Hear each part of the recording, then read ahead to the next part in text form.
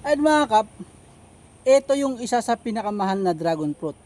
At ito ay bagong tanim po natin. Mga 2 years na yan. Ayan o, nilagyan ko ng haligi. Ipil siya. Iyan ang pinapadami natin ngayon. At ito nga, meron na siyang hinog. Titikman natin.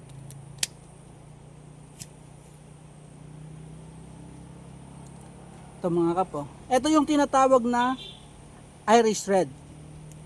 Isa ito sa pinakamahal na dragon fruit mga kap. Ayan o.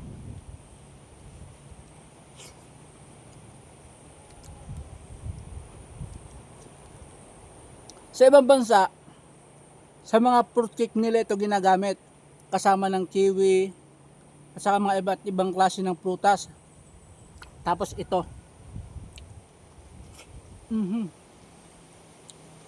Sarap.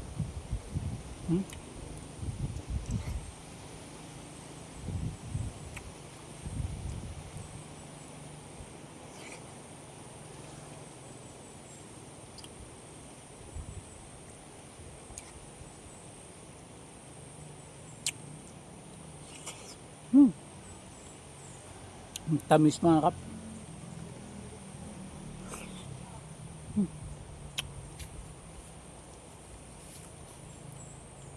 Harvest na rin natin itong iba.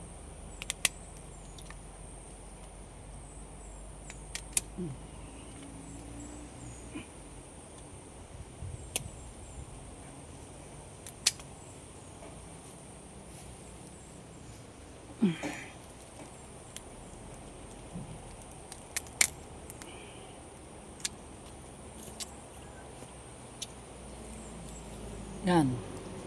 Ito yung ating Irish Red.